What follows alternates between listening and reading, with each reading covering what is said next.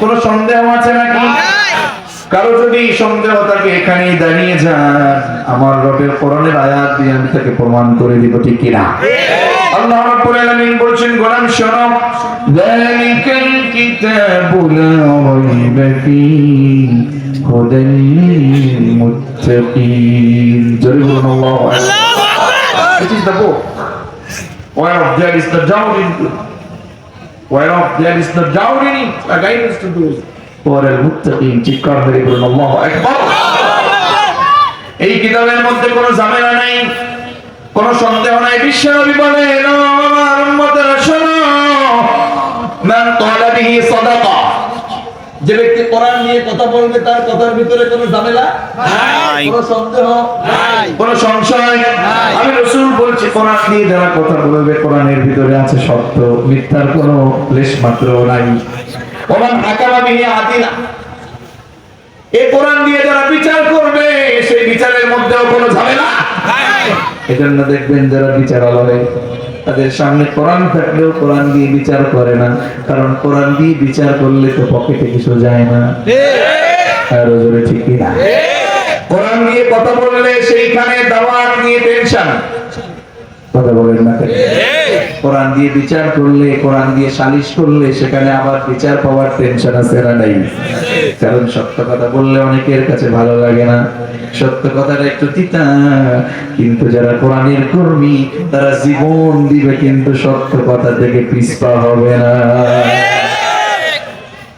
বাংলার জমিনে বহুবার কোরআনের কর্মীরা প্রমাণ করে দিয়েছে, জেলে নিবে না, আমরা করবা, মামলা দিবে দিবা, কিন্তু জীবন দিবে প্রশ্ন, ঈমান বৃদ্ধির জন্য কোরআনের কর্মী প্রস্তুত থাকতে বলে। ঠিক আছে, আল্লাহু আকবার।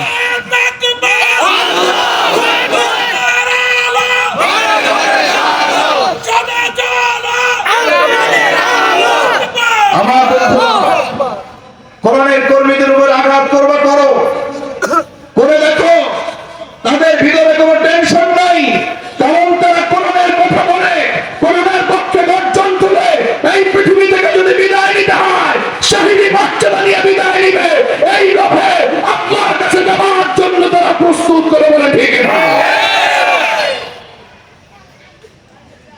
বাপেরা দেখো, শব্দ শুনে বুঝুক যে না, কোরআনের কর্মীরা বাংলাদেশের গাজীপুরে আছে, ঠিক না? দেখুন, যুগে যুগে যারা ফেরাউন ছিল, যুগে যুগে যারা আবু জাহেল ছিল, তারা কি সত্যি হৃদয় থেকে বলেন তো, তারা কি প্রশংসার পাতায় ইতিহাস হয়েছে নাকি ঘৃণিত পাতায় ইতিহাস হয়েছে? সুতরাং যারা কোরআন নিয়ে ছিনিমিনি খেলবে, আমার রাসূলের ইজ্জত নিয়ে ছিনিমিনি খেলবে, যারা আমার রাসূলের ইজ্জত নিয়ে ছিনিমিনি খেলবে, আল্লাহর জমিনে তারা অবতীর্ণ হবে, পালানোর জায়গা পাবে না, নবীর দিন গিয়ে পালাতে হবে।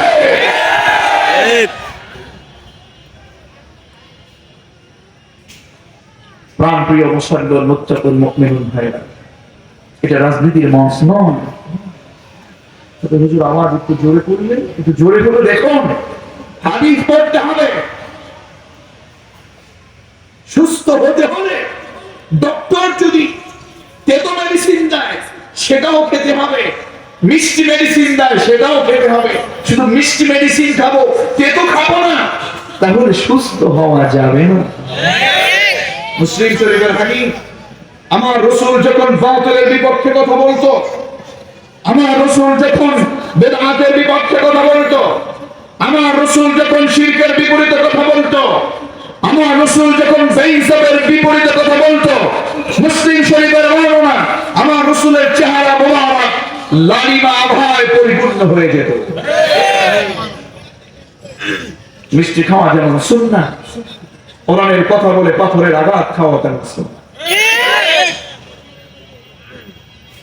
যাই হোক, আমরা সেদিক যাচ্ছি, আসুন দেখি কোরআন কি বলে। আমরা মুসলমান, আমরা মুসলিম হয়ে জাহান্নামে যেতে চাই না, তাই তো আজকের তাফসীরুল কোরআন মাহফিলে আমরা এসেছি, ঠিক কি না? কথা বলেন ঠিক কি না? আমরা কোরআনের কর্মী, বিশেষ করে আজকে যেহেতু আমার সুযোগ হয়েছে, আমি অযোগ্য হলেও আজকে কিন্তু আমি আপনাদের টিচার, শিক্ষক। আর আমরা যারা বসেছি তারা কি বলতে হয় নাকি? বলতে না, আমরা কি ছাত্র। কোরআনের ছাত্র হিসেবে যারা কবুল হয়ে যায়, রাসূল বলেছেন এই অবস্থায় মৃত্যু হয়ে গেলে লোকটা জান্নাতে চলে যায়। কোথায় একটা দিনই তো হুজুরের দোয়া করা যাচ্ছে, সর্বোচ্চ 1.5-2 ঘন্টাই নামে চলে যাবে, কিন্তু আমি মাহরুম হতে চাই। আল্লাহ আমাদের কবুল করুন, আমিন, আমাদের কবুল করুন, আমিন। এজন্য রব্বে কারীম বলেন, রাসূল শুনেন, আপনাকে আমি কোরআনটা কেন দিয়েছি জানেন? কিতাবুন আনসালনাহু ইলাইকা লিতুখরিজান নাস মিনাল যুলুমাতি ইলান নূর। জোরে বলুন আল্লাহু আকবার। আল্লাহু আকবার। ও রাসূল, আপনাকে এই কিতাবটা আমি এজন্য দিয়েছি, সমাজের ভিতরে সুদখোর সমাজ আছে না নাই? আছে। হুজুর আবার সুদখোরের নাম লইলেন কেন? আমাদের মসজিদ মাদ্রাসার সভাপতি কমিটি গুলো তো এটার বড় পদ, ঠিক কি না? আরে হুজুর কেন লইলেন? আমি জানি কথা যেহেতু বলতে এসেছি, আগামী দিন আমি বেঁচে থাকবো এর কোনো নিশ্চয়তা নাই, আগামীবার এখানে দাওয়াত পেতে হবে এর কোনো নিশ্চয়তা নাই, আমি যেখানে খুতবা দেই সেখানেও বলি আজকের খুতবা এটা আমার জীবনের শেষ খুতবা হতে পারে। সুতরাং কোরআনের কর্মীরা রাসূলুল্লাহর আদর্শ নিয়ে বাঁচতে চায়। বিশ্বনবীকে কোরআন মালিক এজন্য দিয়েছেন, হে রাসূল, আমি কোরআনটা আপনাকে কিতাবুন আনজালনাহু ইলাইকা, আপনার কাছে কিতাবটা এজন্য নাযিল করেছি। সমাজে দেখুন সুদখোর আছে, ঘুষখোর আছে, বেহায়াপনা আছে, বেলাদ্দপনা আছে, জুলুমের মতো অন্যায় করছে, অপরাধ করছে, জুলুম করছে, শিরক করছে। রাসূল এই সকল অন্ধকারাচ্ছন্ন জীবন যাপন থেকে এদেরকে টেনে টেনে আলোর পথে নিয়ে আসবার জন্য আমার রাসূলকে কোরআন দিয়েছেন কে? আল্লাহ। আর জোরে কে? আল্লাহ। বিশ্বনবী জনাবে মুহাম্মদুর রাসূলুল্লাহ সাল্লাল্লাহু আলাইহি ওয়াসাল্লাম রাসূলকে ডেকে বলেন, রাসূল আপনি তাবলীগ করেন। আমরা অনেকে তাবলীগ বিরোধী আছে না নাই? কথা বলেন আছে না? কোরআনের কর্মীরা কখনো তাবলীগের বিপক্ষে যেতে পারে না। আল্লাহর রাসূলকে আল্লাহ নিজে দাওয়াত দিলেন, নিজে অর্ডার করলেন। একটু খেয়াল করুন, সূরাতুল মাইদা 6 নম্বর করে 18 নম্বর পৃষ্ঠার শেষ দিকে আল্লাহ তাআলা বিশ্বনবীকে দেখলেন, ইয়া আইয়ুহার রাসূল বাল্লিগ, হে রাসূল বাল্লিগ, আপনি তাবলীগ করেন।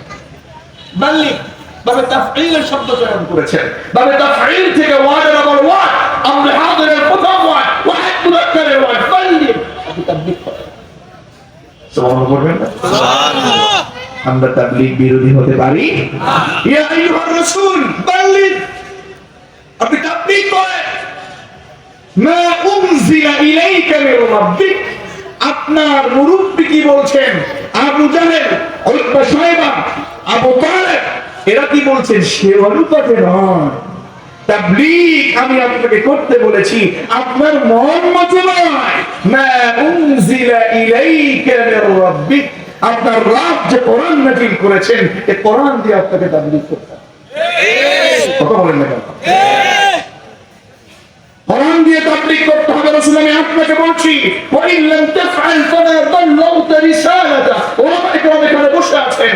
রাসূল আপনাকে যে আমি দায়িত্ব দিয়েছি এই তাবলীগ যদি আপনি না করেন, আমি রাত করছি আপনি রিসালাতের দায়িত্বই যেন পালন করবেন। তবে রাসূল শুনুন, ওয়ানজির আশিরাতাকা লাকরাবিন, আপনার আশেপাশে ডানে বামে আত্মীয় স্বজন, কাছের মানুষ সকলকে আপনি সতর্ক করে দেন, হারাম কাজগুলো থেকে হালাল পথে থেকে নিয়ে আসুন। আপনি যখন এটা করতে যাবেন রাসূল, এটা আপনি যখন করতে যাবেন আপনাকে ওরা মারতে পারে, পাথর মারতে পারে, আপনাকে জেলখানায় আটকে রাখতে পারে, আপনাকে ফাঁসির মঞ্চে ঝুলতে হতে পারে, মানুষ আপনার পেছনে ষড়যন্ত্র করতে পারে। রাসূল আপনার ভয় আছে নাকি? আপনার তো ভয় থাকার কথা না। ওই আবু জাহেল, উতবা, শায়বা যারা আপনার বিপরীতে ষড়যন্ত্র করছে, হামলা মামলা মোকদ্দমার ভয় দেখাচ্ছে, রাসূল আল্লাহু ইয়াসিমুকা মিনান নাস, মানুষের ওই ষড়যন্ত্র, হামলা মামলা মোকদ্দমা সবকিছুকে নস্যাৎ করার মতো একজন আপনার প্রোটেক্টর আছে। কে? ঠিক জন্য ওলামায়ে কেরাম এই আয়াত পড়েছে বলে, আব্দুল্লাহ মামুন এই আয়াত পড়েছে বলে, আমাদের শায়েখ জনাব মাহবুবুর রহমান আয়াত পড়েছে বলে, নজরুল ইসলাম সিদ্দিক আয়াত পড়েছে বলে, আমার প্রিয় মাওলানা নুরুদ্দিন জালালী ভাই আয়াত পড়েছে বলে, নিজের কোন দাওয়াতের ভয় করে, আমরা আল্লাহর ভয় করে কোরআনের আয়াতগুলো গোপন করে না, বরং কোরআনের আয়াতগুলো প্রচার করছে, তাবলীগ করছে। প্রয়োজনে হামলা আসবে, মামলা আসবে। আজকের মাহফিলের কোরআনের কর্মীরা সত্যের পক্ষে থাকতে চায়, যত বাধা আসে বাধা বিপত্তি সবকিছু ব্যাখ্যা করে কোরআনের পক্ষে লড়তে চায়, কোরআনের পক্ষে কথা বলতে চায়। বাতিলদের সব হুমকি ধামকি একমাত্র আল্লাহ রাব্বুল আলামিন সবকিছুকে রুখে দেওয়ার জন্য আমাদের প্রোটেক্টর হিসেবে তিনি আছেন। তারা আল্লাহর পক্ষে কাজ করতে চাই, কোরআনের পক্ষে তারা কাজ করতে চাই, কোরআনের আন্দোলন তারা করতে চাই, ইসলামের আন্দোলন তারা করতে চাই। তো হাত তুলে আল্লাহর জমিন থেকে জান্নাতের বাগান থেকে রব করে খাই দাও।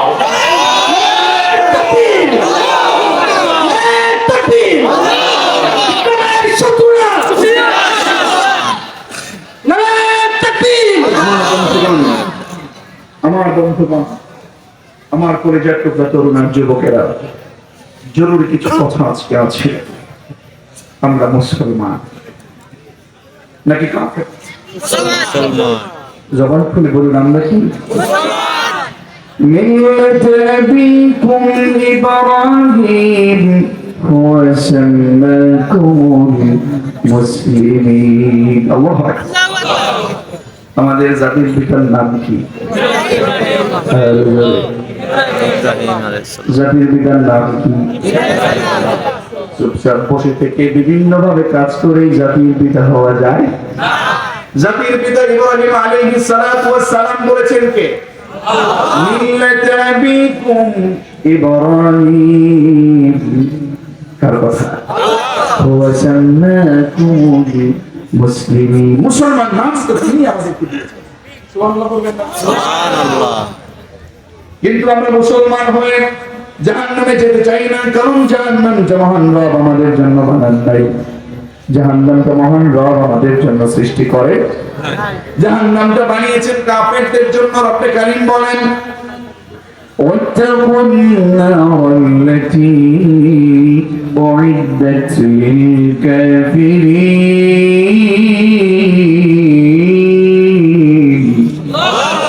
واتقوا النار। বড় বড় কি মালিক বলছেন, বড় আদর করে বলছেন, ওয়াত্তাকুন নার। আমরা হয়তো এইভাবে করে অর্থ করি যে তোমরা জাহান্নামের আগুনকে ভয় করো। আমি তাফসীর করে আমি আরেকটু সামনে আগাতে চাই। দেখুন, তাকওয়া শব্দের অর্থ শুধুমাত্র ভয় না। ওলামায়ে কেরাম আছেন না? তাকওয়া শব্দের অর্থ কি? কি ভয়? তাকওয়া শব্দের প্রথম অর্থ হলো আত্মরক্ষা। একটু কষ্ট হচ্ছে আপনাদের? শেখা যাবে ইনশাআল্লাহ। আমাদের কিন্তু এখানে অত কিছু লেখে নেই। তাফসীরুল কোরআন মাহফিল। কোরআনটাকে আমাদেরকে তাফসীর করতে হবে, ব্যাখ্যা করতে হবে। কোরআনটাকে সুন্দর করে চমৎকার করে বিশ্লেষণাত্মক সিস্টেমে আমাদেরকে বুঝতে হবে। কথা বলেন না কেন? এখনো কোরআন পড়ে, কিন্তু সেই ইমানদার আবু বকর, সেই সাহাবায়ে কেরামদের জীবন্ত কোরআন থেকে জামার মতো আমল এখন আমাদের সমাজে পাওয়া যায়।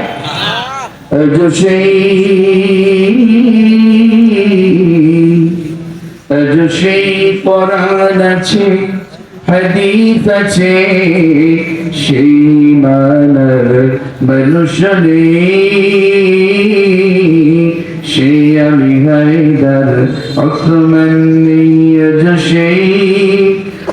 সেই কোরআন আছে, হাদিস আছে, সেই মানার মানুষরাই। ঠিক সেই মানার মানুষ নাই। সে কোরআন করি, সে কোরআন করে নিজেকে কোরআনের পক্ষে যে উদার করে দেব, কোরআনের পক্ষে যে নিয়ে নিব, সেটা না করে আমার নেতা, আমার ভাই, অমুক ভাই, তমুক ভাই কোথায় আছে সব দিকে পেশায় ঘুষাইয়া জনমের মতো নিজের পিঠ বাঁচানোর চেষ্টা করি। সেটা নেই। আমার বন্ধুগণ, এজন্য কোরআন থেকে বুঝতে হবে আমার রব বলেছেন ওয়াত্তাকুন নার। তাকওয়া শব্দের অর্থ শুধুমাত্র ভয় নয়, তাকওয়া মানে শুধু আল্লাহর ভয় নয়। এক নাম্বার অর্থ হচ্ছে তাকওয়া অর্থ হচ্ছে আত্মরক্ষা করা। কি বলেছি বলুন তো? সবার বলা দরকার নেই, শুধু কোরআনের ছাত্ররা, আমার ছাত্ররা বলুন। কোরআনের ভিতরে যে আমি তাকওয়া শব্দটা উল্লেখ করেছি, তাকওয়া শব্দের প্রথম অর্থ কি? আমি আবার বলছি, আত্মরক্ষা করা। আবার বলুন, আত্মরক্ষা করা। মনে থাকবে ইনশাআল্লাহ। তাকওয়ার অনেক অর্থ আছে, প্রথম অর্থ হচ্ছে আত্মরক্ষা করা। এই সকল শিক্ষাগুলো আমাদেরকে শিখতে হবে। ইকরা শব্দের অর্থ কিন্তু শুধু পড়ানো নয়। হ্যাঁ, আমরা পড়েছি ইকরা ইসমা রাব্বিকাল্লাযী খালাক, read in the name of Allah who has created, আমরা পড়েছি।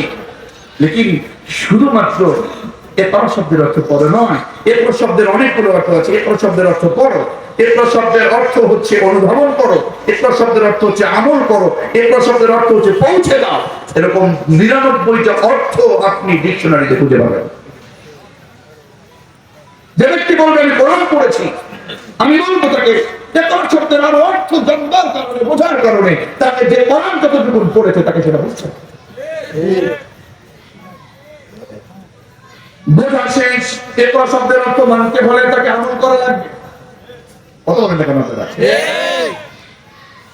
আমল করতে চায় না, কোন রকম বুঝলেও আমল করতে চায় না, কারণ আমল করলে কেমন যেন 12টা বাজার সুযোগ আছে। কোরআনের আমল করতে হলেই তো কোরআনের পক্ষে কাজ করার দরকার আছে, এই জন্য আমল করতে চায় না, পিঠ পাতাতে চায়। এমন কিছু লোক সমাজে আছে না নাই? আমল করা হয়ে গেছে, আমল করলে কোন রকম করা যায়, কিন্তু যখন পৌঁছে দিতে যাবেন তখনই রসুলের মতো, যেমন করে রসুল পাথরের আঘাত খেয়েছে তেমন করে পাথরের আঘাত আসতে পারে। আমার বন্ধুগণের জন্য কোরআনটাকে বুঝতে হবে। তাকওয়া শব্দের অর্থ হচ্ছে আত্মরক্ষা করেন। আত্মরক্ষার মানেটাকে হুজুর কেন বুঝান আপনি?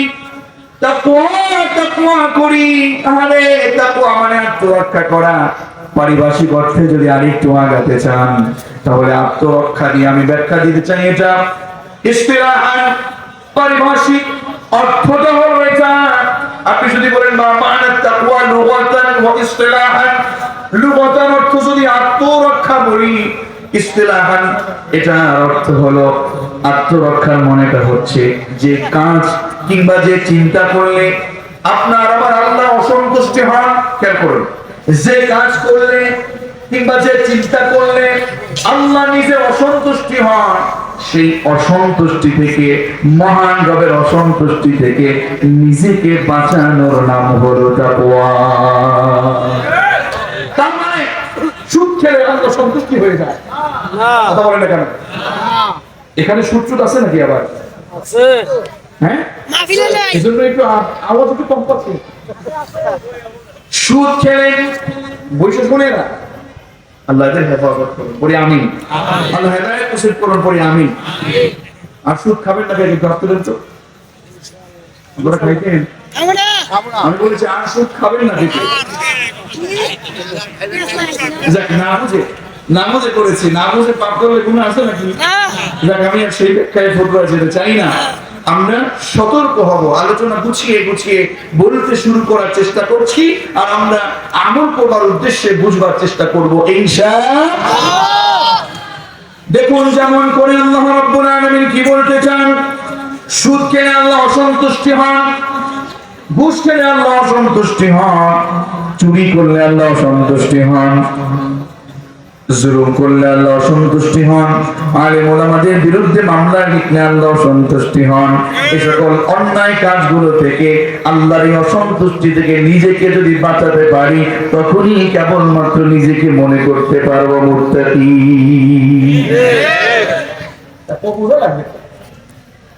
তাকওয়া এত সহজ কথা না।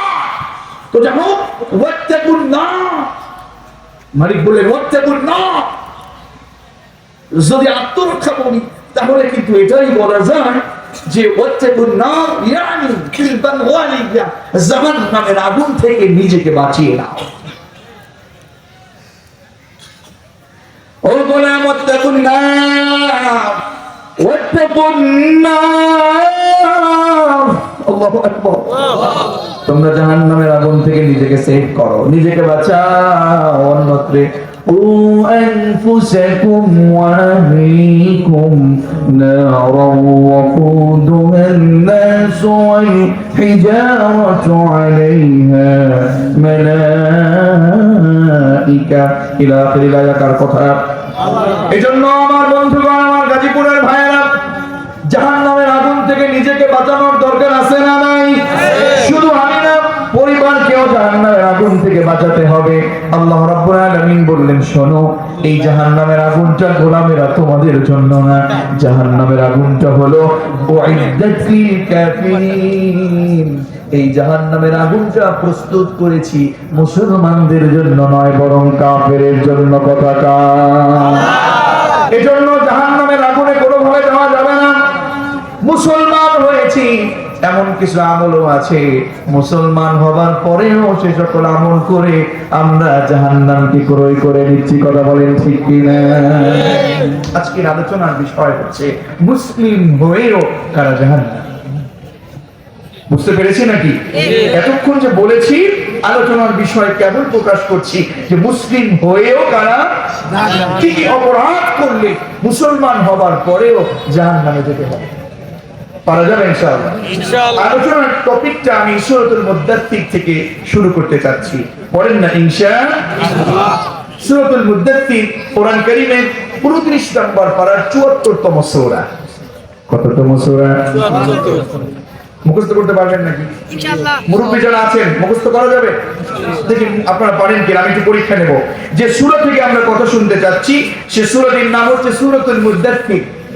সূরার নাম কি আর সূরার নাম কি সূরাতুল মুদ্দাথির সূরাতুল ফাতিহা কয় নাম্বার সূরা সূরাতুল বাকারা কয় নাম্বার 2 নাম্বার আলে ইমরান কয় নাম্বার সূরাতুন নিসা কয় নাম্বার এইভাবে 1 2 3 4 5 6 7 8 9 10 11 12 এভাবে করতে করতে এই ধারাবাহিক সূত্রে এই সূরাতুল মুদ্দাথির সূরাটি হচ্ছে 74তম সূরা মনে রাখা যাবে নাকি সূরাতুল মুদ্দাথির এটা মাক্কি সূরা কি সূরা মাক্কি সূরা আর যদি কি সূরা মাক্কি সূরা ছাত্ররা জবাব দেন কি সূরা মাক্কি সূরা একটু পরেই পরীক্ষা আসছে দেখি এ প্লাস পান নাকি এ মাইনাস নাকি ফেল দেখব এই টোটাল সূরার ভিতরে আয়াত আছে মোট 56টি আয়াত কতটি আয়াত 56টি আর যদি কয় আয়াত 56টি আয়াত টোটাল কোরআনের ভিতরে আয়াত আছে কয়টা 6236 কি বলেছেন মাশাআল্লাহ হাইয়াকাল্লাহ কি নাম আপনার মুজাম্মিল আপনার কাছে কথা আছে ইনশাআল্লাহ এই সূরা মুদ্দাথিরের সাথে মিলিয়ে আপনাকে বলবো ইনশাআল্লাহ চমৎকার বলেছেন উত্তর দিয়েছেন একজনের আওয়াজ পেয়েছি কেন 6666 এটা হচ্ছে মানুষের কাছে প্রচলিত কথা কি বুঝতে পেরেছেন প্রসিদ্ধ বলে মনে করছি আমরা বরং বিশুদ্ধ হচ্ছে 6236 টাকা এটা হচ্ছে বিশুদ্ধ প্রসিদ্ধ আমাদের কাছে 6666 বিশুদ্ধ হচ্ছে 6236 টাকা মনে রাখবে কয়টা আয়াত বলেন এবার 6236 সূরা মুদ্দাথিরের আয়াত মোট কয়টা মাশাআল্লাহ আপনারা মনে রেখেছেন হাইয়াকুমুল্লাহ রাহিমাকুমুল্লাহ এরপরে এই সূরাটির মধ্যে টোটাল রুকু আছে 2টা আর জোরে কয়টা আর জোরে কয়টা এবার পরীক্ষা দেবেন প্রস্তুত আছেন তো রেডি নাকি রেডি পরীক্ষা দেওয়ার জন্য রেডি আচ্ছা এবার বলেন আমরা যে সূরা থেকে কথা শুনছি সেই সূরাটির নাম কি মুদ্দাথির মাশাআল্লাহ মুখস্থ রেখেছেন মুখস্থ পারতেই তো হবে আমরা শুরুতেই রব্বি জিদনি ইলমা পড়েছি ঠিক কি না ঠিক রব্বি জিদনি ইলমা পড়লে জ্ঞান বাড়ায় দেয় কে আল্লাহ আর জোরে জ্ঞান বাড়ায় দেয় কে আল্লাহ এই সূরা মুদ্দাথির এটা মাদানী সূরা মাক্কি সূরা আচ্ছা মাশাআল্লাহ এই সূরাটির ভিতরে টোটাল আয়াত আছে 60টা কয়টা 56 মাশাআল্লাহ সবাই মুখস্থ করেছে হুজুর বলেছেন মনে আছে আমরা এইভাবে করে কোরআনটাকে শিখবো পড়েন ইনশাআল্লাহ এই সূরাটির ভিতরে টোটাল রুকু কয়টা দুইটা। আরো জোরে কয়টা? এই সূরাটি থেকে আমাদের শেখার দরকার আছে না নাই? আল্লাহ রাব্বুল আলামিন তার হাবিবকে এই মুদ্দাত্তির বলে ডাকলেন, ইয়া আইয়ুহাল মুদ্দাত্তির। আল্লাহু আকবার। আমার মুজাম্মিল ভাইকে নিয়ে কথা বলতে চেয়েছিলাম। এই যে রাসূলকে আল্লাহ তাআলা ডেকেছেন, এটা শুধু মুদ্দাত্তির নামেই নয়, আরো অনেক নামে কোরআনের ভিতরে আমার রাসূলকে ডেকেছে কে? টোটাল কোরআন আমার পড়াতে যতটুকু আমি পেয়েছি 8টা নামে আমার রাসূলকে আল্লাহ রাব্বুল আলামিন ডেকেছেন। সুবহানাল্লাহ পড়েন। এক নাম্বার হলো সূরা ইয়াসিনের শুরুতে ইয়াসিন ওয়াল কুরআনিল হাকীম। আল্লাহু আকবার। এক নাম্বার ইয়াসিন, দুই নাম্বার হচ্ছে তাহা। আছে না নাই? 16 পারা আর 11 নম্বর পৃষ্ঠায় আছে না নাই? মাশাআল্লাহ। আর পরে হলেই তো হয়ে যেত। আল্লাহ তাআলা পরিপূর্ণতা দান করুন করছি আমিন। আপনি বলেন আছে না? আলহামদুলিল্লাহ। সূরাতুত তাহা কয় পারায়?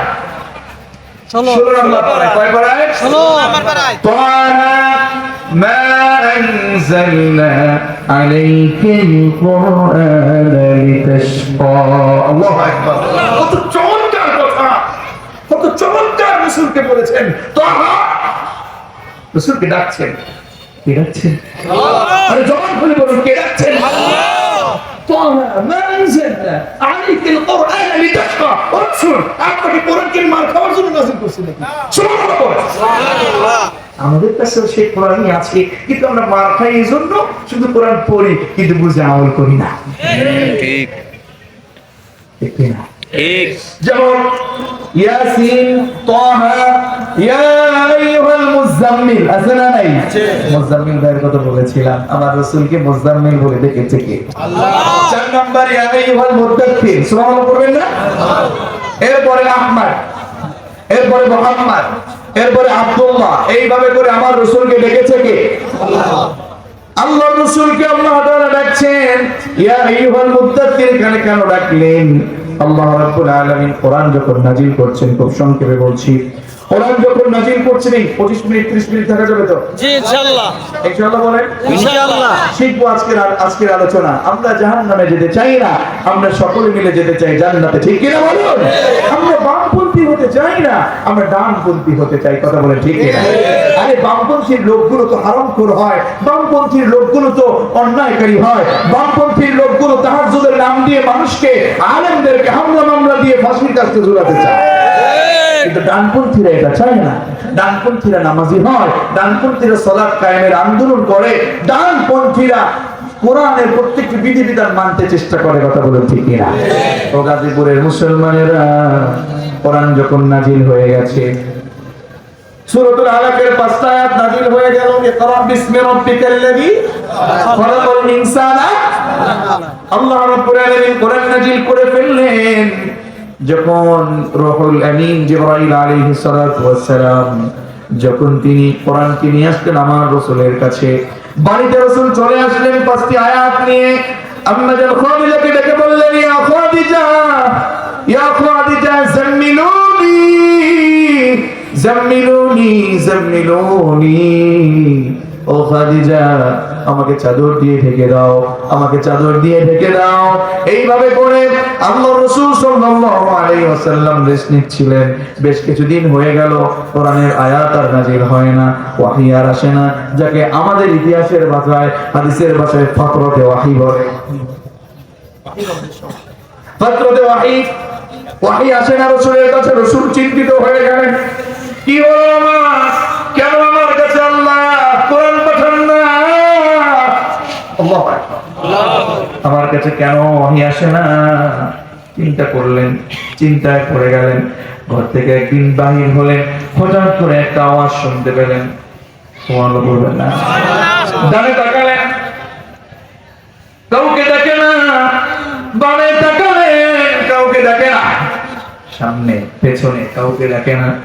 হঠাৎ করে উপরের দিকে চোখ পড়ে গেল, দেখতে পেল এতো আর কেউ নয়, আসমান এবং জমিনের মাঝে বড় বিশাল একটা সিংহাসনের উপরে সেই ব্যক্তি বসা, যেই ব্যক্তি কোরআন নাজিলের জন্য প্রথম 5টা আয়াত আমার কাছে নিয়ে এসেছে।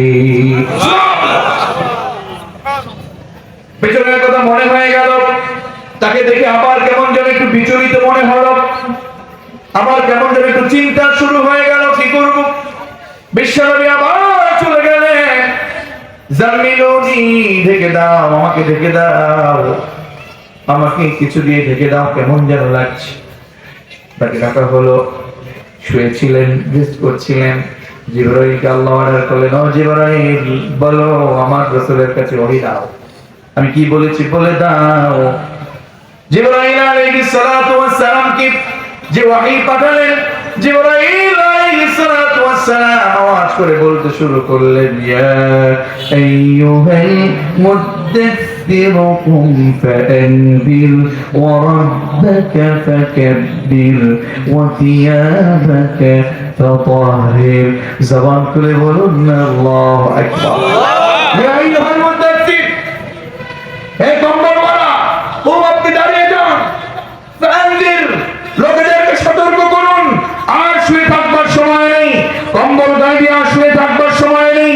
ডানে বামে সামনে পেছনে মানুষগুলো হারাম কাজে লিপ্ত হয়ে গেছে, সুদ ঘুষ অন্যায় জর্জরিত হয়ে গেছে।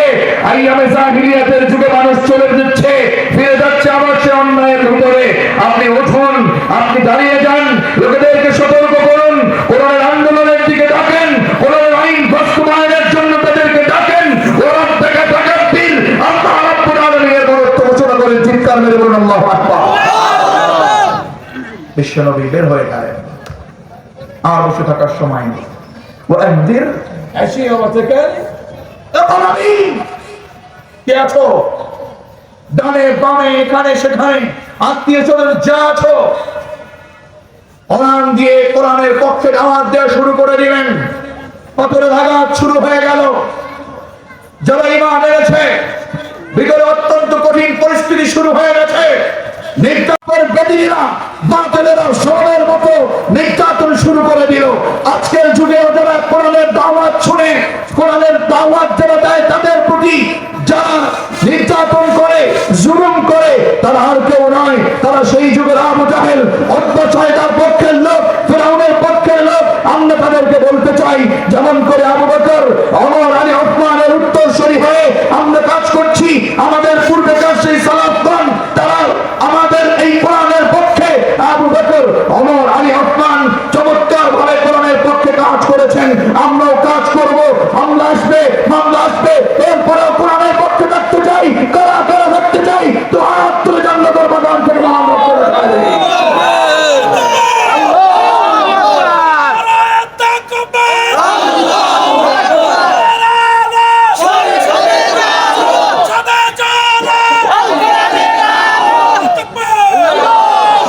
সংসদে জ্বালা নাকবো, প্রিয় ভাই সব, প্রিয় ভাই সব, জাফর ইবনে আবু তালেবকে বিশ্বনবী বললেন, যাও আবুসায় চলে যাও, হিজরত করো, আর থাকার সময় নেই, চলে যাও। চলে গেলেন। বেশ কিছুদিন হয়ে গেল। মনের ভিতরে চিন্তা, হারে ইমান এনেছি, রসুলকে ভালোবেসে রসুলকে দেখতে পারে না, কেমন মন শুধু কান্না করে।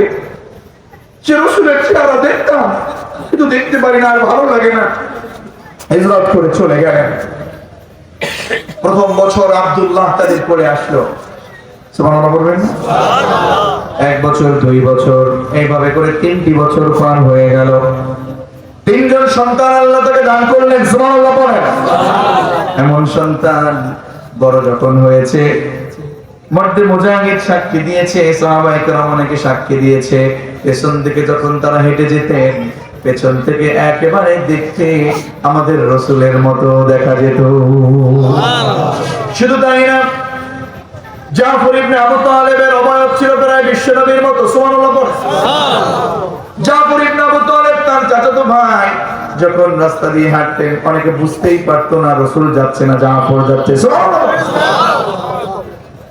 জাফর ইবনে আবু তালেব হঠাৎ করে সংবাদ পেলেন যে রাসূল আকরাম সাল্লাল্লাহু আলাইহি ওয়াসাল্লাম মদিনায় হিজরত করে চলে গেছেন। বাড়িতে আসমা-কে বললেন, ও আসমা, আর থাকতে চাই না, বেশ কয়েকটি বছর আমার রাসূলকে ছেড়েছিলাম, আর মনে চায় না চলো রাসূল মদিনায় চলে গেছেন, আমরাও মদিনায় চলে যাব। সুবহানাল্লাহ। মদিনায় চলে গেলেন। কিছুদিন পরে, বেশ কিছুদিন পরে খায়বার নামক যুদ্ধ শুরু হয়ে গেল। বিশ্বনবী ডেকে বললেন, আমার পালক পুত্র জায়েদ, তুমি কোথায় দাঁড়াও, এই যুদ্ধের সেনাপতি তোমাকে হওয়া লাগবে।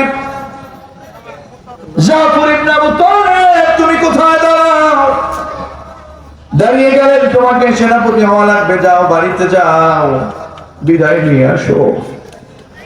জাফর ইবনে আবু তালেব বাড়িতে চলে গেলেন। আসমা বিনতু উমাইসকে ডেকে বললেন, ও আসমা, আমাকে বিদায় দাও, আমার রাসূল আমাকে এই যুদ্ধের সেনাপতি বানিয়েছেন, আমাকে বিদায় দাও, যদি দেখা হয় তাহলে জান্নাতের ময়দানে দেখা হবে। সুবহানাল্লাহ। কি ছিল তাদের ঈমান? স্ত্রী প্রাণের স্ত্রী ডেকে বললেন, ও প্রাণের স্বামী এমন কেন বলছেন? বলল, আসমা, আমার মনে হয় আর তোমার ঘরে ফিরে আসার সুযোগ হবে না। কেন জানো, আমার আগেও একজন সেনাপতি আছে, আমার পরেও একজন সেনাপতি আছে, যেহেতু আমি মাঝের অংশের সেনাপতি, তার মানে আমাকে নিশ্চয় আল্লাহর জমিনে আল্লাহর দ্বীনের জন্য শহীদ হওয়া লাগবে।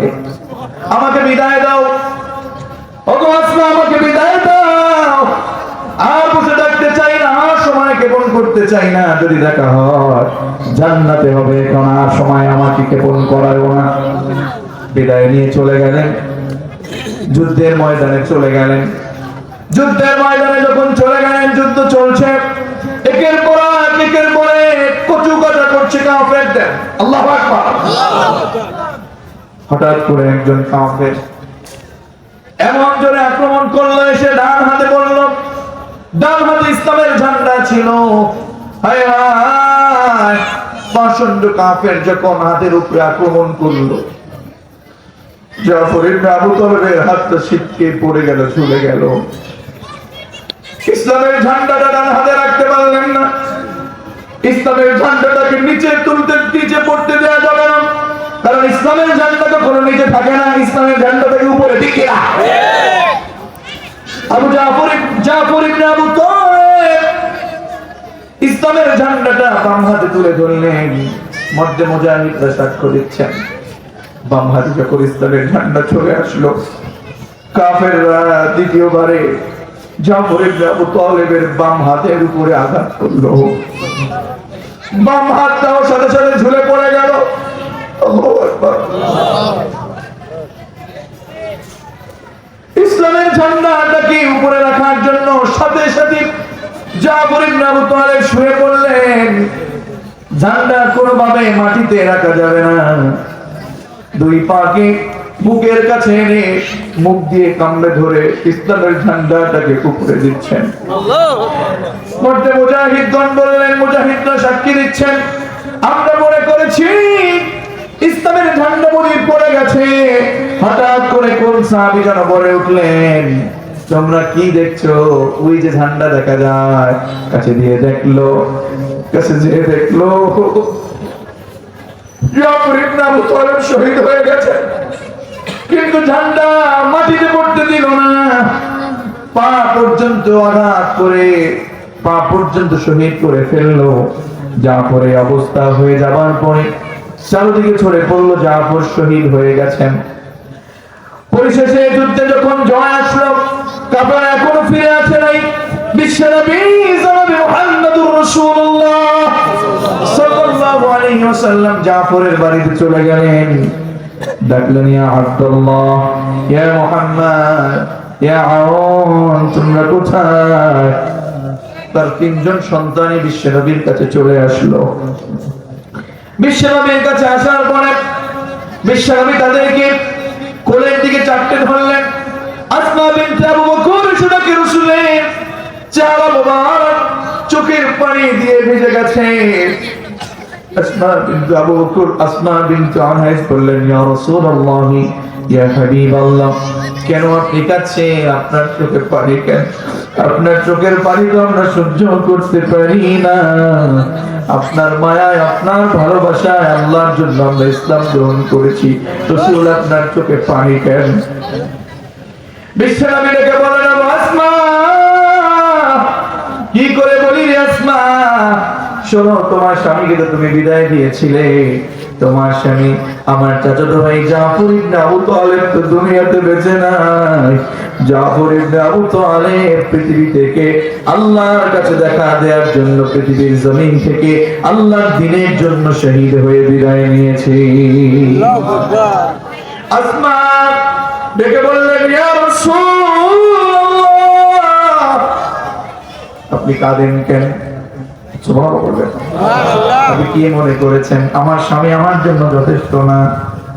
তিনি পড়ে ফেললেন, স্বামী আমার জন্য যথেষ্ট না। হ্যাঁ, আপনি ঠিক বলেছেন, স্বামীর জন্য মায়া লাগতে পারে, কিন্তু এই স্বামীর জন্য আমার মোটেও আমার কান্না আসে না। আপনি কাঁদতে পারেন রাসূল, আমার জন্য আমার স্বামী যথেষ্ট না, আমার জন্য একজনই যথেষ্ট। জবান খুলে বলুন তিনি কে? মুখ দিয়ে আওয়াজ করে ফেললেন, হাসবুনাল্লাহ, হাসবুনাল্লাহু ওয়া নি'মাল ওয়াকিল।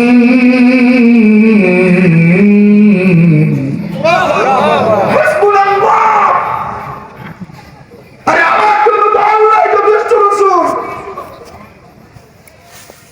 আমার চোখে আল্লাহ আছে, আমার তো চোখে পানি আছে না।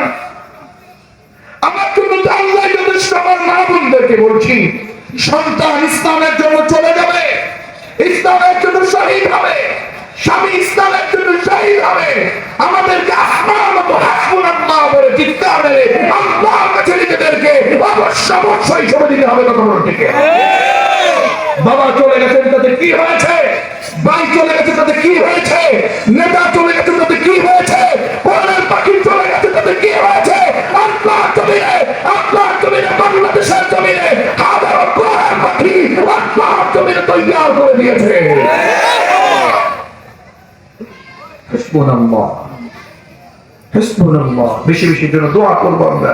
হাসবুনাল্লাহু ওয়া নি'মাল ওয়াকিল, নি'মাল মাওলা ওয়া নি'মাল নাসির। এই দোয়াটা পড়েছে আসমা, শুনেছে কি? আল্লাহ। আরে জবান খুলে বলুন না, শুনেছে? আল্লাহ রাব্বুল আলামিন শুনেছেন। হঠাৎ করে আল্লাহ রাসূল ডেকে বললেন, কোল থেকে যখন কোলের ভিতরে ছিলেন আওয়াজ করে বলে ফেললেন, ও দুই ডানাওয়ালার সন্তান, বলো এবার তোমরা কেমন আছো? সুবহানাল্লাহ বলবেন না? আসমা রাসূলকে ডেকে বললেন, ইয়া রাসূলুল্লাহ, ইয়া হাবিবাল্লাহ, এতক্ষণ যা বললেন তা তো বুঝলাম, কিন্তু দুই ডানাওয়ালার সন্তান কেন বললেন?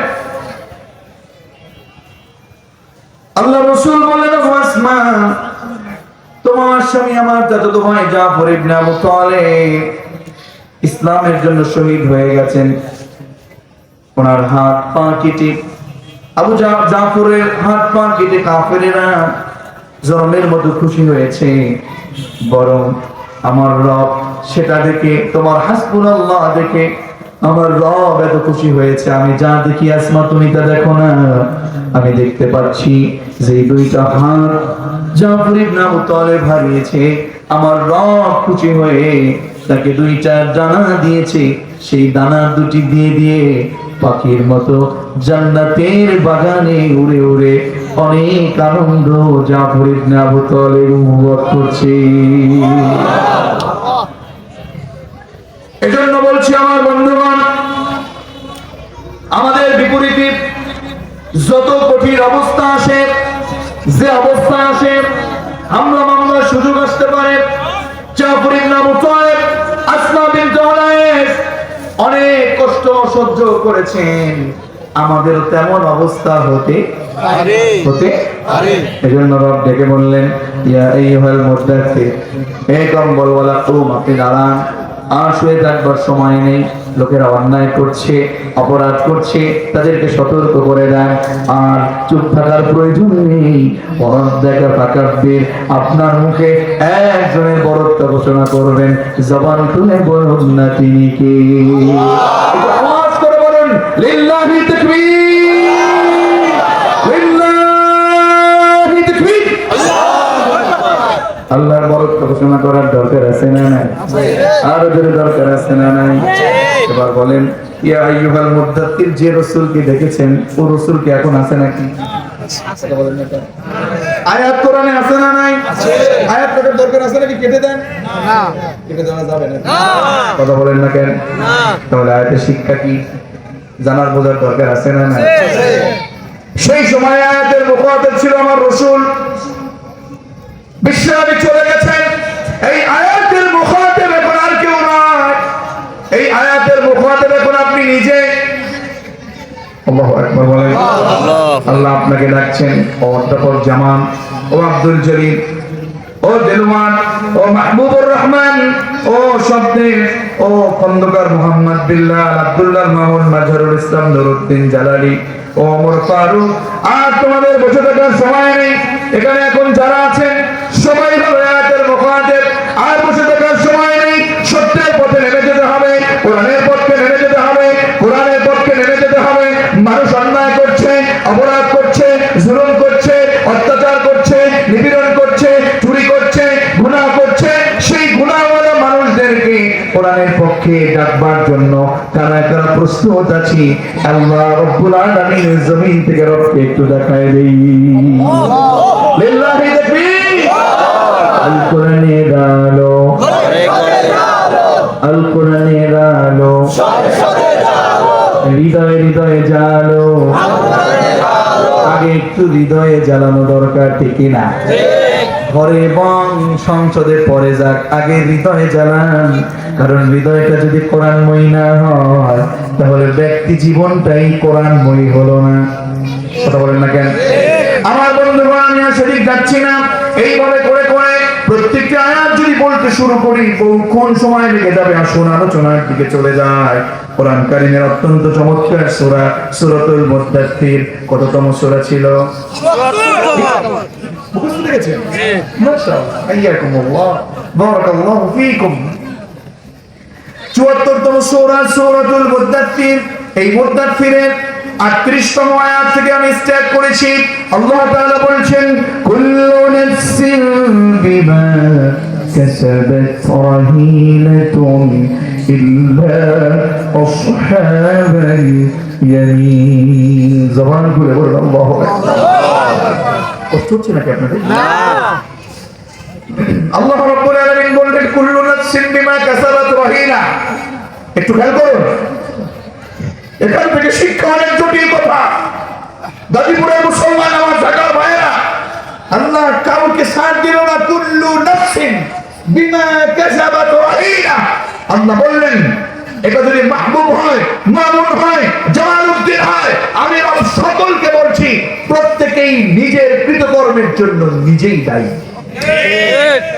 কুল্লু নাফসিন বিমা কাসাবাত রাহিনা। এই মুরব্বীর নিজের কৃতকর্মের জন্য নিজেই দায়ী, ভাইয়ের কৃতকর্মের জন্য ভাই দায়ী, আমার কৃতকর্মের জন্য আমি দায়ী। আমার বোঝা কেউ বহন করবে না। আমার কৃতকর্মের জন্য আমি দায়ী। আমার কৃতকর্মের জন্য আমি দায়ী। আরে আমার জাহান্নামে যদি যেতে হয় আমাকেই যেতে হবে। আরে আমাকে গুনাহের জন্য জাহান্নামে যেতে হলে আমাকেই যেতে হবে। আমার একটা গুনাহ আমার স্ত্রী নেবে না, আমার একটা গুনাহ আমার ছেলে নেবে না, আমার একটা গুনাহ আমার ড্রাইভার নেবে না, আমার একটা গুনাহ আমার ক্যামেরাম্যান নেবে না, আমার একটা গুনাহ আমার সভাপতি নেবে না, আমার একটা গুনাহ আমার বাবা নেবে না, একটা গুনাহ আমার মা নেবে না, একটা গুনাহ আমার আত্মীয় স্বজন কেউ নেবে না। সব কৃতকর্মের জন্য আমি নিজেই দায়ী। কিয়ামতের ময়দানে কঠিন মুসিবতের দিনে সন্তান তার মায়ের কাছে চলে যাবে। ও মা, ও আমার মা, একটা নেকির জন্য জান্নাতে যেতে পারি না। ও মা, দুনিয়াতে বসে আমাকে নিয়ে অনেক কষ্ট করেছো। মায়ের কষ্টের কোনো সীমা আছে নাকি?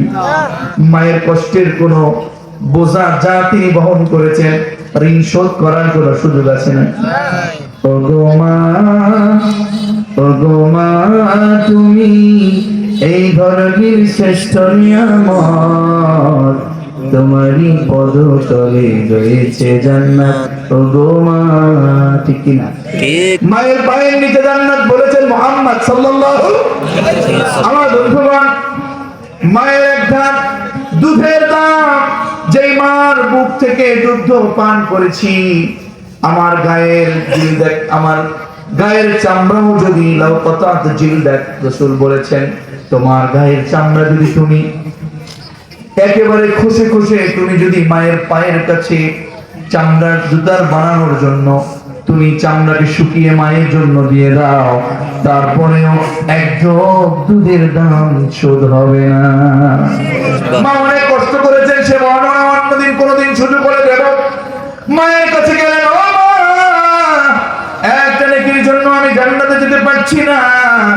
কয়টা নেকি? আরো জোরে।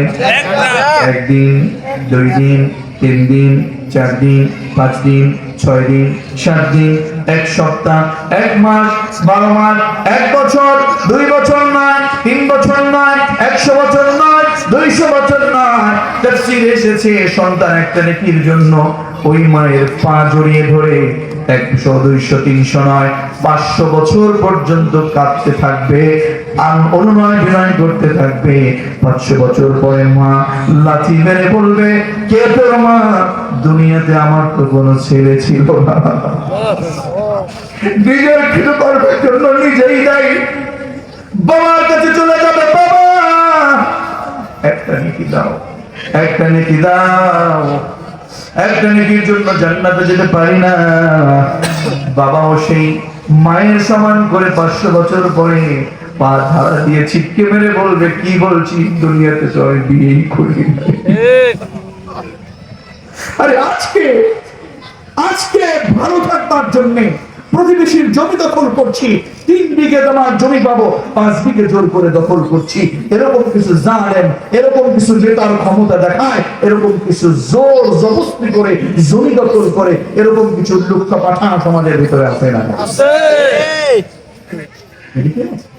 আছে আছে। কিন্তু ভাবছি আমাদের ওইদিকে আছে, সব দিকে আছে। জি শোনেন, জমি দখল করে আপনি যে পেটের ভিতরে খাবার খাচ্ছেন, এটি খাবার নয়। ইন্নামা ইয়াকুলুনা ফি বুতুনিহিম নারা, এটা হচ্ছে পেটের ভিতরে জাহান্নামের আগুন ভরছে। মনের ওয়ারিশও দেয় না, বলে ওয়ারিশ দেয় না। এখানে আমার অনেক ভাইয়ের আছে, বাবা মারা গেছেন 20 বছর আগে, বোনের সম্পদ করি জোর করে জবরদস্তি করে ভোগ করছি, কিংবা বোনকে শুধু দোহাই দোহাই করছি আর বোনের সম্পদ দিচ্ছি না। অথচ হুজুর এখানে বসা দেখুন, বাবা যেদিন মারা গেছেন তারপর থেকে আল্লাহর কসম করে বলছি, ইউসিকুমুল্লাহু ফি আওলাদিকুম লিয-যাকারি মিথলু হাযযিল উনসায়াইন। আপনি যে জমিটা দখল করছেন, এটা শুধু বোনের জন্য ফরজ নয়, এটা শুধু বোনের জন্য নয়, এটা আপনার জন্য ফরজ, আপনার বোনের জন্য ফরজ। ঠিক না? আল্লাহ বলছেন ইউসিকুমুল্লাহ, আল্লাহ তোমাদেরকে এই ওসিয়ত করছেন যে ফি আওলাদিকুম, তোমাদের সন্তানদের ব্যাপারে, লিয-যাকারি মিথলু হাযযিল উনসায়াইন, একজন পুরুষ পাবে 2 জন নারীর সমান। বলেছেন কে? আল্লাহ রাসূল। কথা বলেন, বলেছেন কে? বাবা যদি মারা যান, আমি পাবো 2 ভাগ, বোন পাবে 1 ভাগ, এটাই তো ভাগ। তাহলে আমি খাবো, আমি খেলে ফরজ হয় না, বোন খেলে ফরজ হয় কেন? যে ব্যক্তি এটা করে, আল্লাহর কসম করে বলছি, ওই বোন যদি দাবি না ছাড়ে, ওই ভাইকে জাহান্নামের আগুনে পুড়তে হবেই হবে। যাই হোক, নিজের কৃতকর্মের জন্য নিজেই দায়ী। দায়ী। ইল্লা আসহাবাল ইয়ামিন, আল্লাহু আকবার। তবে ডানপন্থী লোকেরা বাদে, কারণ ডানপন্থী লোকেরা কোন নেতার গোলামি করে না, ডানপন্থী লোকেরা একজনের গোলামি করে, তিনি কে? আল্লাহ। জান্নাতের ময়দানে, জান্নাতের বাগানে, ফি জান্নাত, জান্নাতের ভিতরে, ইয়াতাসালুন, কয়েকজনে মিলে একে অপরের সাথে কথোপকথন করছে, সংলাপ করছে, ডায়লগ। একে অপরের সাথে বলছে আনিল মুজরিমিন, অপরাধীদেরকে নিয়ে আলোচনা করছে। মা সালাকাকুম ফি সাকার, কি রে তুই সাকার নামক জাহান্নামে কেন? কেন তুই সাকারে এসেছিস? এই তোরা সাকারে গিয়েছিস কেন? নাউযুবিল্লাহ বলবেন না? নাউযুবিল্লাহ। 4টা উত্তর হবে। সাকার নামক জাহান্নামে যারা যাবে, 4টা অন্যায়ের কারণে যাবে। জোরে বলেন কয়টা? 4টা। আর জোরে কয়টা? 4টা। নাম্বার 1 উত্তরে বলবে, ক্বালু লাম নাকু মিনাল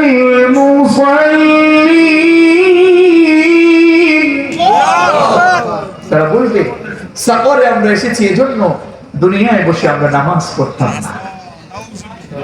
নাউজুবিল্লাহ বলবেন না? ফজরের আযান হয়, তুমি জনমের মতো ঘুমাও। আসরের আযান হয়, তুমি জনমের মতো মাঠে খেলো। আযান দেয় আর তুমি জনমের মতো সময় কাটাও। কিয়ামতের ময়দানে তোমাকে সাকরে থাকতে হবে, ঠিক কিনা? বলু লাম নাকু মিনাল মুসাল্লিন, আমরা মুসাল্লি ছিলাম না, নামাজ পড়তাম না। শেখ মাহবুবুর রহমানের পিছনে নামাজ পড়তাম না, ওমর ফারুক সাহেবের পিছনে নামাজ পড়তাম না। ঘরে ঘুমাতাম, দুষ্টমি করতাম, খেলাধুলা করতাম, আড্ডাবাজি দিতাম। এরকম কিছু দুষ্ট চরিত্রের লোক সমাজে আছে না নাই? এবার আপনার কাছে প্রশ্ন, আমরা এই কথা যখন বলবে তোরা জাহান্নামে গিয়েছিস কেন, সাকরে আসছিস কেন, উত্তরে বলবে আমরা নামাজ পড়তাম না। এটাকে মুসলমান বলবে নাকি বিধর্মীরা বলবে? তারা বলবে। এবার তাহলে একটু আয়াতে মিলান, মুসলমান হয়ে যারা জাহান্নামে যাবে। তার মধ্যে এক নাম্বার উত্তর হলো লোকটা মুসলমান, ঈমান এনেছে, মুসলমান ছিল, নামাজ পড়ে নাই, আড্ডাবাজি করেছে, নামাজ বাদ দিয়েছে। লোকটাকে জান্নাতে নাকি জাহান্নামে? আর ওদের জান্নাতে না জাহান্নামে? আর ওদের জান্নাতে না জাহান্নামে? ফজরের নামাজ না পড়ে ঘুমাই, সালাত আদায় না করে ঘুমাই, আছে না নাই? বিশ্বনবী বলেছেন, ও আমার উম্মতেরা শোনো, ওদের নামাজটা যে পড়লা না, তার চেহারার উজ্জ্বলতা কমাই দিবে কে? আল্লাহ। পাঁচটা নামাজ না পড়লে পাঁচটা ক্ষতি বলেছেন মুহাম্মদ সাল্লাল্লাহু আলাইহি ওয়াসাল্লাম। পাঁচ ওয়াক্ত নামাজ যে পড়বে না, ক্ষতি হয়ে যাবে কয়টা? পাঁচটা। আরো জোরে কয়টা? পাঁচটা। যারা বেনামাজি এরা বলতেছে না মনে হয়, পাঁচ ওয়াক্ত নামাজ না পড়লে ক্ষতি হবে কয়টা? পাঁচটা। নাম্বার 1, ফজর না পড়লে চেহারার নূর কমায় দিবে কে? আল্লাহ। উজ্জ্বলতা নষ্ট হয়ে যাবে। জোহরের সালাত রাসূল বলেছেন, যে ব্যক্তি জোহরের সালাত আদায় না করবে, আল্লাহর রাসূল বলেছেন ওর রিজিকের অভাব আমার আল্লাহ কখনো কমাবে না। বেশি বেশি রিজিক উপার্জন করার জন্য নামাজ বাদ, টাকা অনেক, কিন্তু আল্লাহ বলতেছেন তুই যতই কামাই করিস না কেন, আমার রাসূল বলে দিয়েছেন আমি আল্লাহ তাআলা তোর রিজিকের অভাব আমি কমাবো না। তাহলে জোহরের নামাজ বাদ দিবেন নাকি পড়বেন? আর জোরে বাদ দিবেন না পড়বেন? আসরের সালাত যে ব্যক্তি না পড়বে, আসরের সালাত যে ব্যক্তি না পড়বে, বিশ্বনবী বললেন শোনো, তোমাদের শরীরের শক্তি আমার আল্লাহ তাআলা কমায় দিবে। শক্তি কমায় দিবে কে? আসর না পড়লে শক্তি কমায় দিবে কে? শক্তির ভিতরে অনেক ব্যাখ্যা, এই শক্তিটা আমরা বুঝি না। এর মধ্যে হতে পারে দৃষ্টি শক্তি, চোখে দেখবেন না, হতে পারে শ্রবণ শক্তি, গানে শুনবেন না। কথা বলেন না কেন? আপনি আসরের নামাজ পড়লেন না, আপনার চোখের পাওয়ার কম হয়ে গেল, আপনার গানে শুনলেন না, তার মানে আপনি আসর পড়লেন না। কথা বলেন না কেন? শুধু এটাই নয়, আপনি আসরের নামাজ পড়লেন না, শারীরিক শক্তিও কমায় দিল কে? শুধু তাই না, মা বোনদেরকে বলছে, ও মা বোন, আপনি যদি আপনার স্বামীকে আসরের নামাজে না পাঠান, প্রাইভেট শক্তিটাও কমে যাবে। আওয়াজ করলো কেন? আমি অন্যদিকে গেলাম না, আমরা তো বুঝি না। বাংলাদেশে আসরের নামাজ পড়ে না, এটা বেশি না। ঢাকা শহরে হাঁটলেই দেখা যায় কলিকাতা হারবার। কথা বলেন না কেন?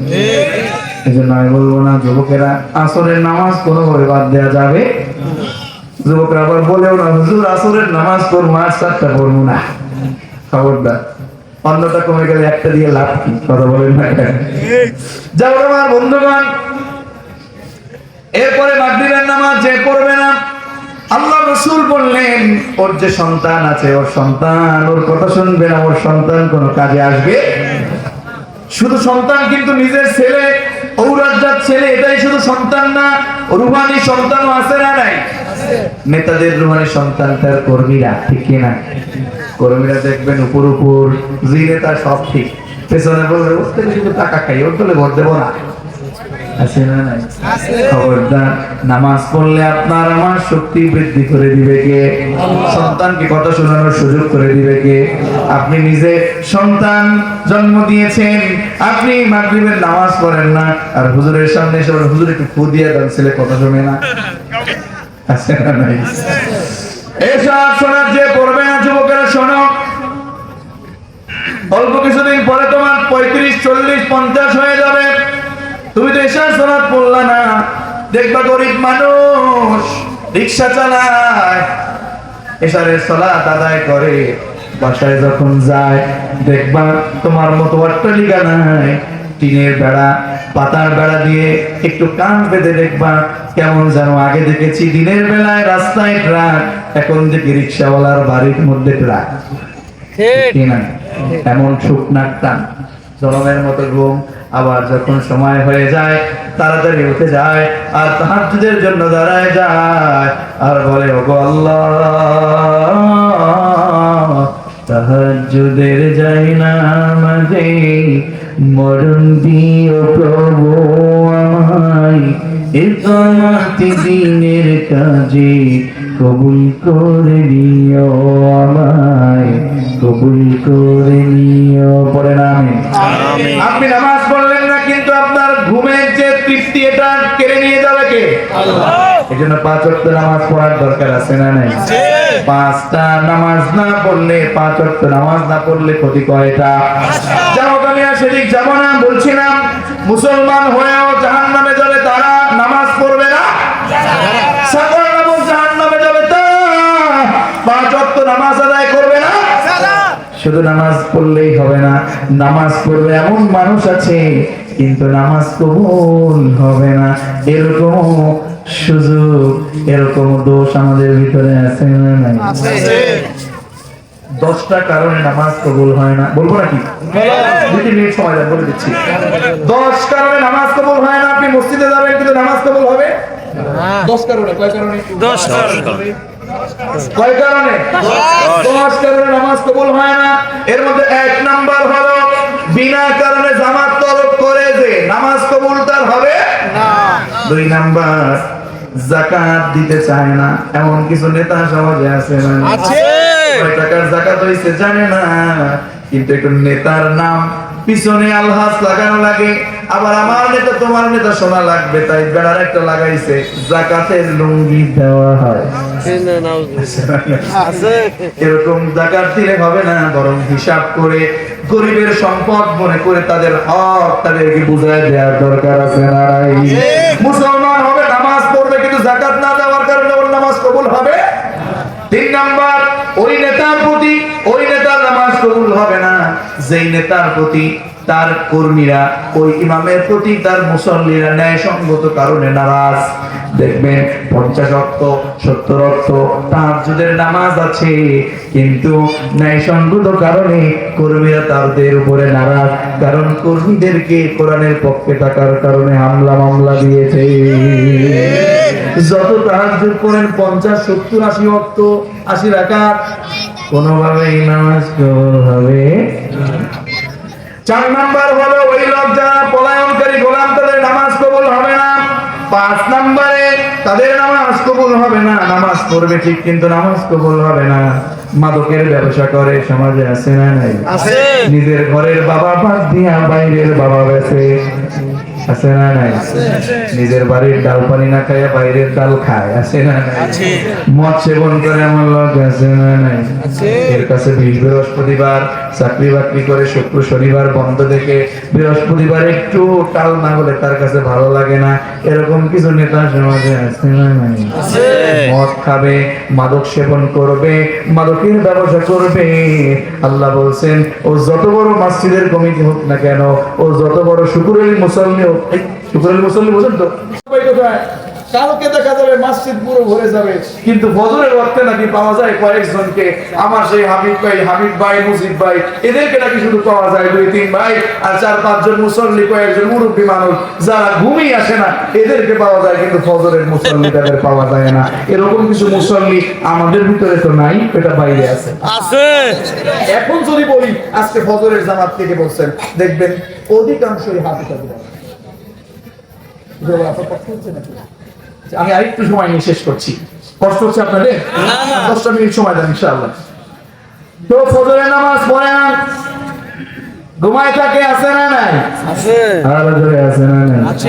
শুধু শুক্রবারে নামাজ পড়ে মসজিদের কমিটি, শুক্রবারে যায় ইমাম সাহেব ময়লা কেন খান?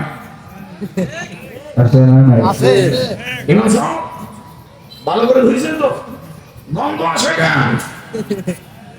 আছে না নাই? আছে মুরব্বি কথা বলেন, আছে না নাই? আছে এই সকল শুকুর আলী মুসল্লি যেখানে আছে, যারা মাদকের ব্যবসা করে, জুলুম করে, এই সকল নেতা যখন মসজিদের সভাপতি হয়, এই সকল নেতা যখন মাহফিলের সভাপতি হয়, মনে রাখবেন সেই সকল মসজিদের খতিবদের কণ্ঠকে তারা রুদ্ধ করে আটকে রাখতে চায়। এই সকল মুসল্লিদেরকে বাদ দিয়ে এরপরে মসজিদের কর্তৃপক্ষ বানাতে হবে।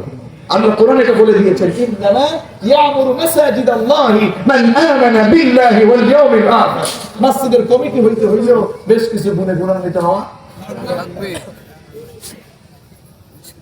মসজিদের মুতাওয়াল্লি, মসজিদের কমিটি 5 ওয়াক্তের নামাজে নাই, সব অন্যায়মূলক কাজ, মানুষকে ঠকানো কাজ। আরে আপনাদের এখানে আছে কিনা আমি কিন্তু জানি না ভাই।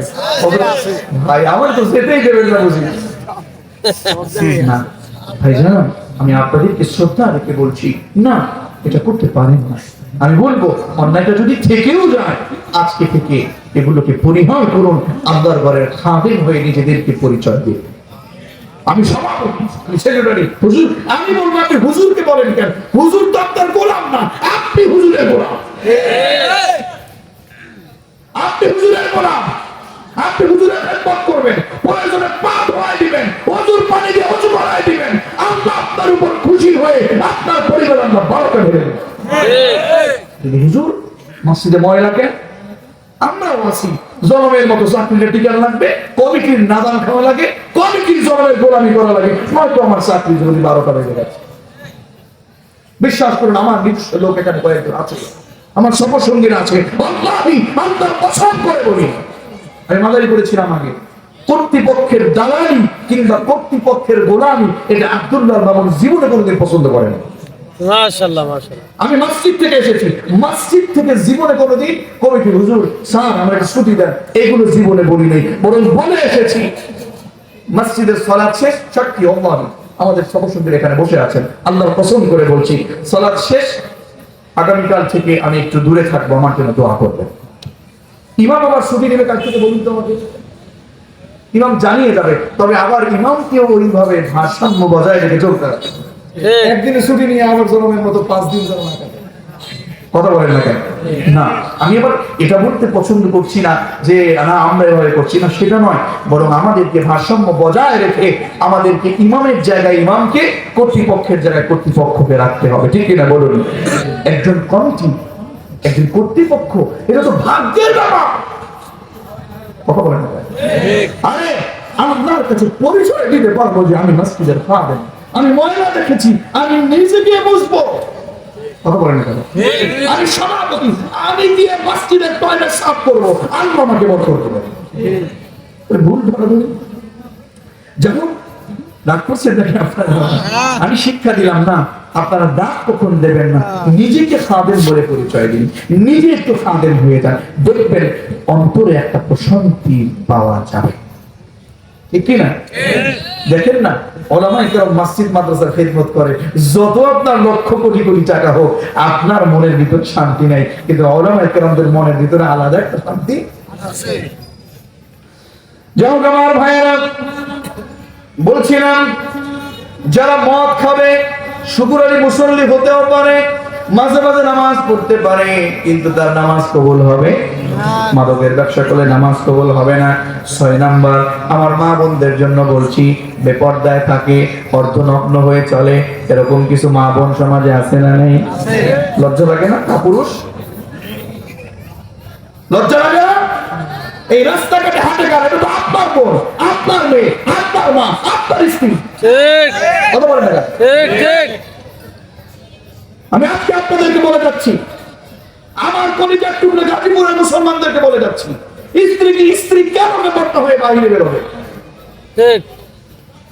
কেন আপনি এত বড় কাপুরুষ হয়েছেন, প্রয়োজনে আপনি 8 ঘন্টার জায়গায় 12 ঘন্টা আপনি 12 ঘন্টা শ্রম দিন, তারপরে স্ত্রীকে বাইরের কাজে নামানো কোনোভাবেই উচিত নয়। প্রয়োজন আপনি 16 ঘন্টা ডিউটি করেন, কিন্তু স্ত্রীকে বাইরে নামিয়ে আপনি তার সম্মানটাকে নষ্ট কেন করছেন আমাকে বলুন। ঠিক। এত ভালো কেন থাকা লাগবে বলুন আমার কাছে।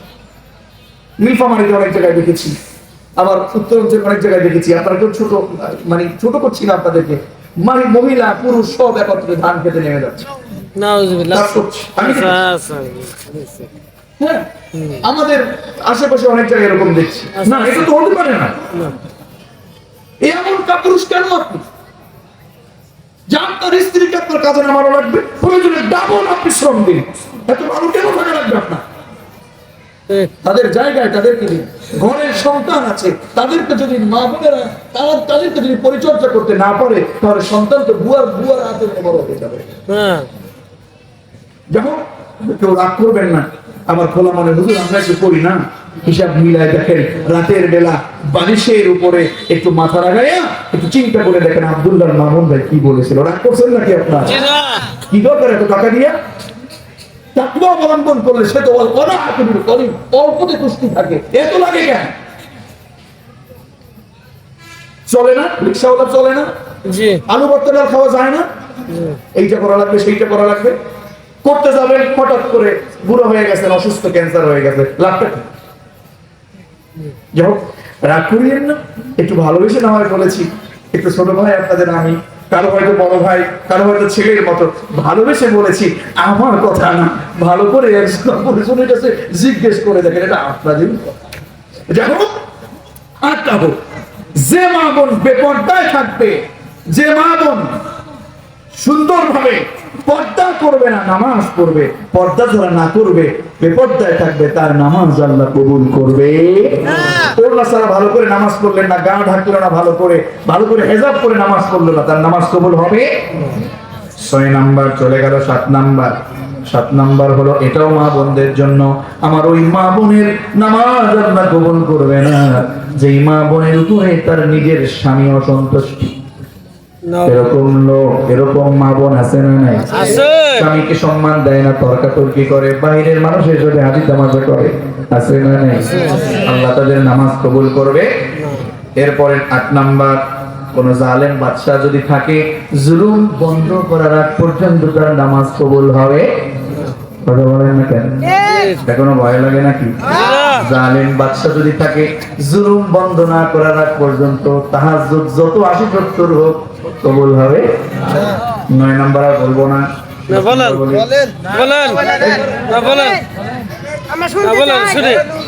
নিতে পারবেন না? নিতে পারবো। নিতে পারবেন? ইনশাআল্লাহ পারবেন? ইনশাআল্লাহ। নামাজ পড়ে, কামাই নাই, রোজগার নাই, বাজারে যায়, বড় মাছ কেনে, বলে টাকা পান কই? ঘুষ, সুদ, ঘুষ, সুদ, আর করে, ঘুষ, সুদ। এই শক্তিটা আপনার আলেম না জানি? জোরে বলতে হবে কি? সুদ, ঘুষ। সুদের টাকা। সুদ খায় যারা, এরপরে যারা মসজিদে গিয়ে নামাজ পড়ে, যত বড় হাজ পড়ুক না কেন, যত বড় হাজি হোক না কেন, যে ব্যক্তি সুদের টাকা ইনকাম করে, সুদের টাকা খেয়ে যে ব্যক্তি নামাজ পড়বে, আল্লাহর কসম করে বলছি, তার নামাজ আল্লাহর আরশের কাছে যায় না। আপনাদের অন্য কেউ বলতে পারুক আর না পারুক, আমি আজকে একদিন পেয়েছি, একদিন বলে গেলাম, আগামীবার আসার দরকার নেই, যা বলেছি এগুলো আমল করলেই চলবে ইনশাআল্লাহ। তাহলে সুদ যে খাবে, নামাজ পড়লে তার নামাজ কবুল হবে না। কমিটি যদি সভাপতি হয় হোক, সেক্রেটারি হয় হোক, বলতে পারে আমার জান্নাত ঠেকায় কে? এই মসজিদের ইট এটা আমার বাপের, ফ্যান এটা আমার, এসি এটা আমার ছেলের দেয়া, কিন্তু সুদখোর, কোনো কাজ আসবে না। কথা বলেন না কেন? এরকম সুদখোর সমাজে আছে না নাই? নাম্বার অবাধ্য সন্তান। এই 10টা কারণে আল্লাহ তাআলা নামাজ পড়বে কিন্তু নামাজ কবুল হবে না।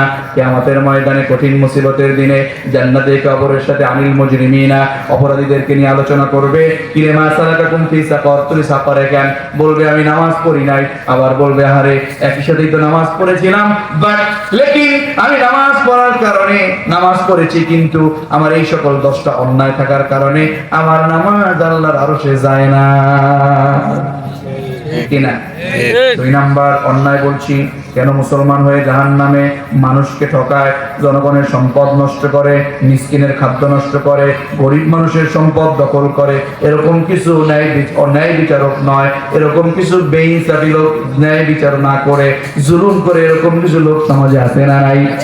ওয়ালাম নাকুনু তুইমুল মিসকিন, মিসকিনদেরকে খাদ্য দানে উৎসাহ করে না, উৎসাহ দেয় না, মিসকিনদের খাদ্য কেড়ে নেয়, জনগণের সম্পদ কেড়ে নেয়, জনগণের সম্পদ জোর করে দখল করে। এখন নেতাদেরকে দেখা যায়, নেতারা ভাত খাবে, পেট ভরবে, দেখবেন কোরআনের চশমা লাগিয়ে পেটের ভিতরে ভাত, গোশত, মাছ নাই, এদের পেটের ভিতরে দেখবেন জনগণের সম্পদ, ইট, ব্রিজ, কালভার্ট পেটের ভিতরে ভরা। নামাজ যত পড়বে নামাজ কবুল হবে